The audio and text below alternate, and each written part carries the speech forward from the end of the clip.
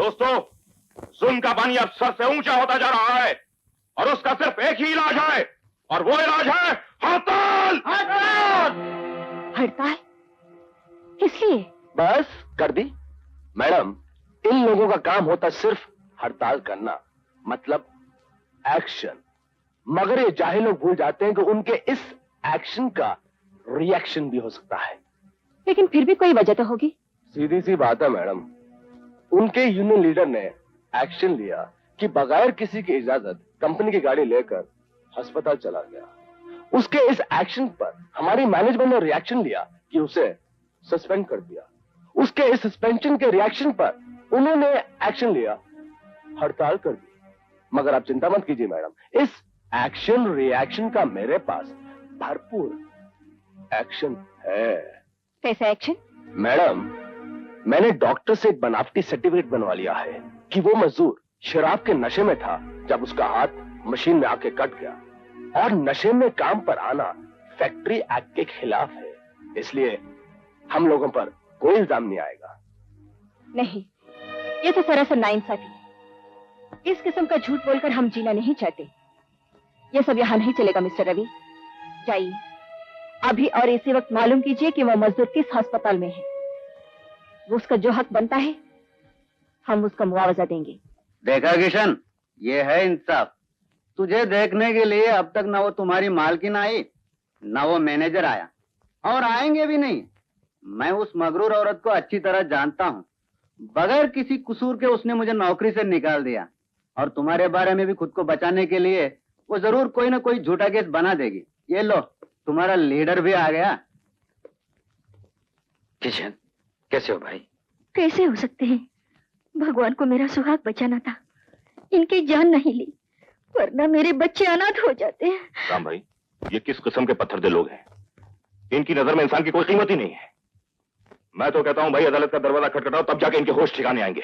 हाँ, ठीक है। नहीं, खामखा क्यों कोर्ट कचहरी के चक्कर में पड़ना चाहते हो? इसमें कितना वक्त बर्बाद होगा, कितने धक्के खाने पड़ेंगे। तो इसके अलावा और कोई तरीका है? एक तरीका है, हम खुद उनके पास जाएंगे और उनसे किशन का हक मांगेंगे। लो, वो आ गई तुम्हारी मालकिन।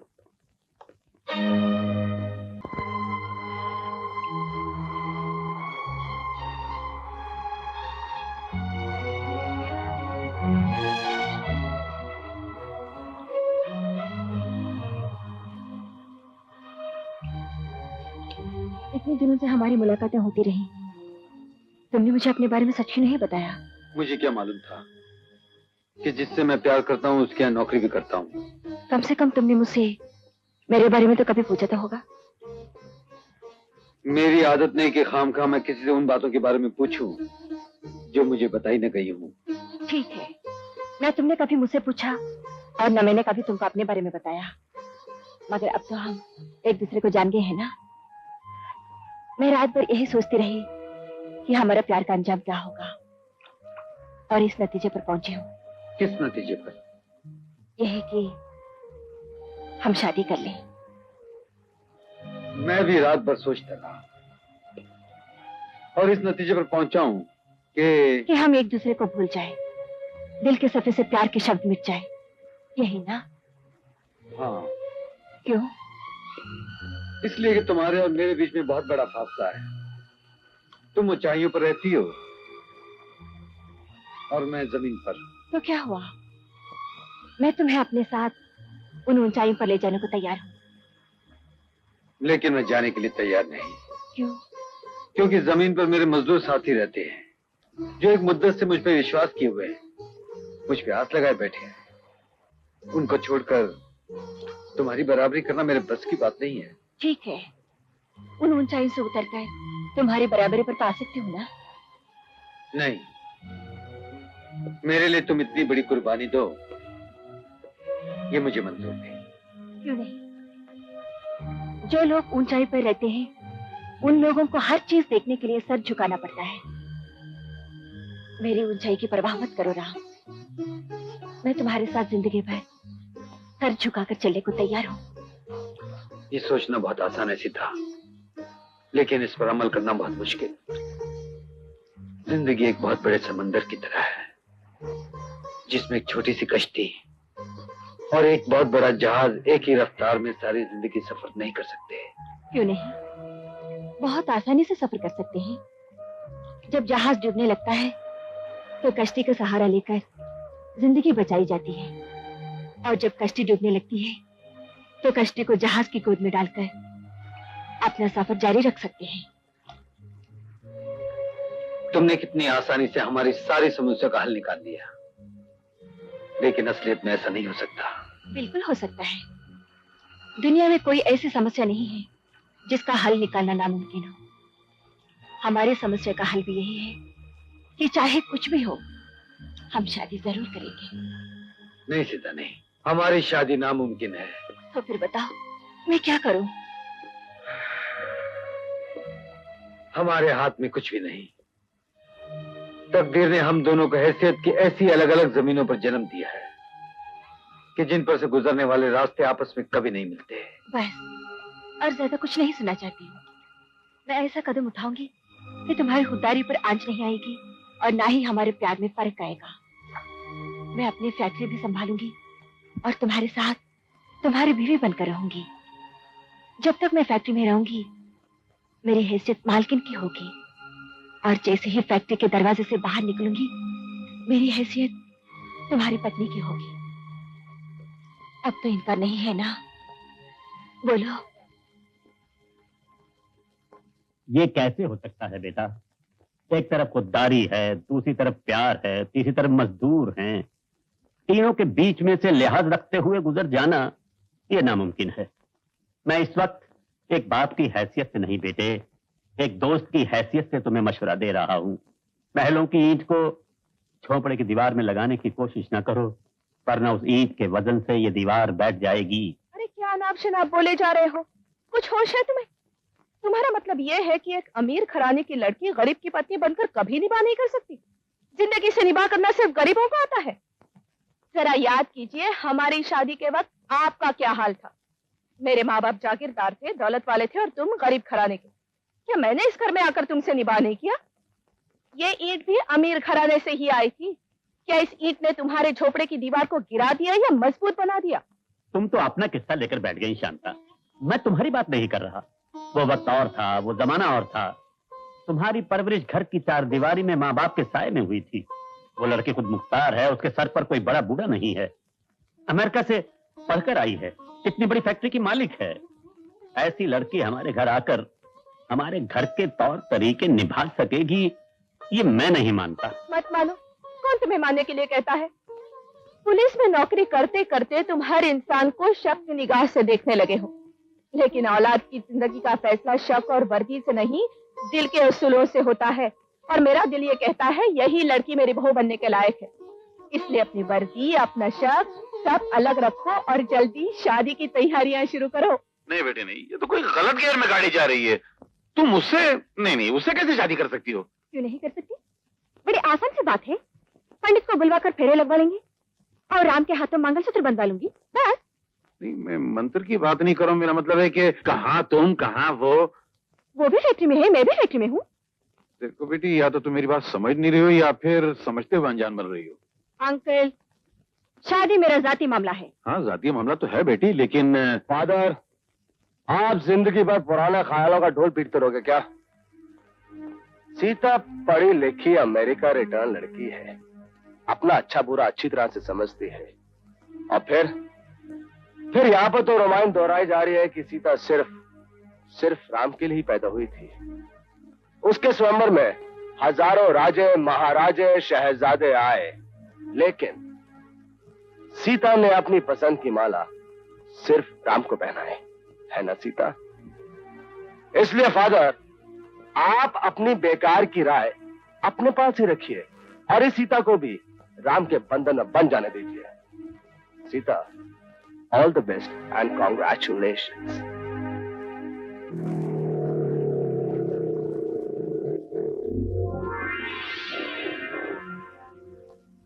अरे ड्राइवर साहब, गाड़ी हटाओ, जाने के लिए रास्ता नहीं है। अरे ठहरो, पेट में नाश्ता नहीं है, नाश्ता करेंगे, आराम करेंगे, फिर हटाएंगे। कमाल आदमी हो। अरे लल्लू पंजू यूनियन का लीडर बन जाता है, तू क्यों नहीं बन सकता? अरे वो इतना आसान नहीं है, उसके लिए तो बहुत चालू आदमी चाहिए। एक तरफ तो प्यार से मजदूरों को पटाना चाहिए, दूसरी तरफ फैक्ट्री की मालकन को प्यार में फंसाना चाहिए। इसके लिए पढ़े लिखे की जरूरत है, और अपन तो अंगूठा चाप है। अरे वो कौन सी बड़ी बात है, ऐसी लड़की तो कोई भी फंसा सकता है। ये तो अमेरिका से आई है और वहां की लड़कियां बहुत होशियार होती हैं। मजदूरों को अपनी मुट्ठी में रखने के लिए उसने उनके लीडर को ही फांस लिया है। अरे यार, वो सुन रहा है, बेचारे को बुरा लगेगा। काहे को बुरा लगेगा? वो तो उसकी दौलत के लिए शादी कर रहा है, इज्जत के लिए नहीं। और जिस दिन हम उसे यूनियन की लीडरी से निकाल देंगे तो मालकिन भी उसे घर से निकाल देगी।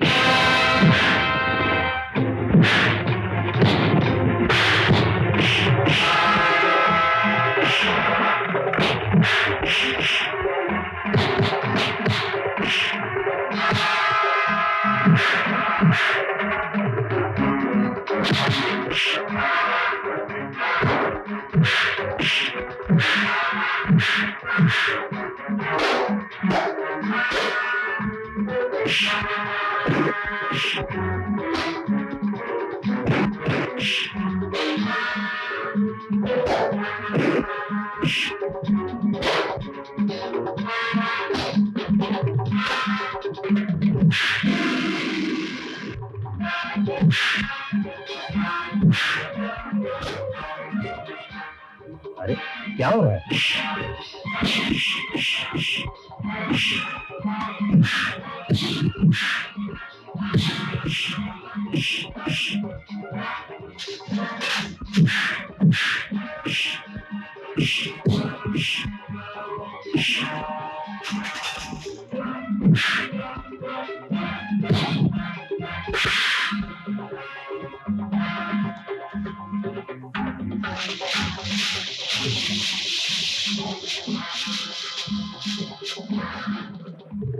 गुंडागर्दी करते हैं।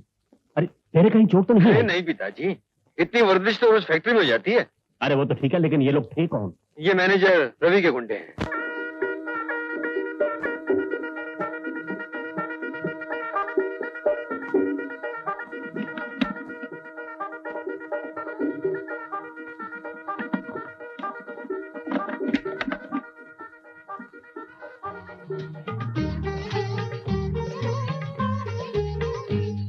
मालकिन, बोलो मालिक। तुम खड़ी क्यों? तुम्हारे इंतजार में। इंतजार तो खत्म हो गया। हाँ। तो फिर बैठो ना। कहाँ? पलंग पर, और कहाँ? ले चलो। हरिओम। शाबाश।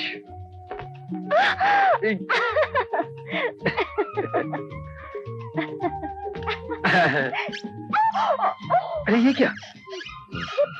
एक मिनट। हाँ, ये हमारे खानदानी पलंग है।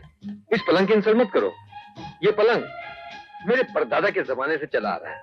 मेरे परदादा के यहाँ इसी पलंग पर मेरे दादा पैदा हुए, जो बहुत शरीफ और ईमानदार आदमी थे।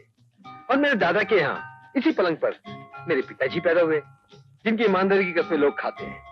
और मेरे पिताजी के यहाँ इसी पलंग पर मैं पैदा हुआ। एक मिनट।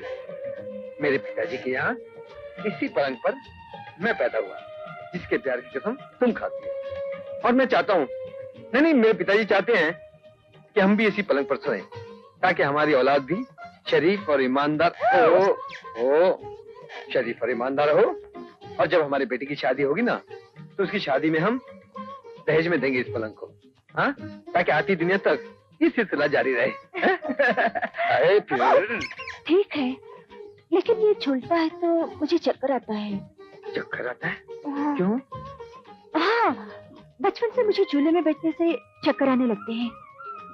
ये काम करें, हम तकिया लेकर जमीन पे सो जाएं? सो तो सकते हैं, लेकिन औलाद का क्या होगा? ये पलंग बहुत लकी है। लकी है। हाँ, लकी तो है। लो, बिजली भी चली गई। क्या टाइमिंग है।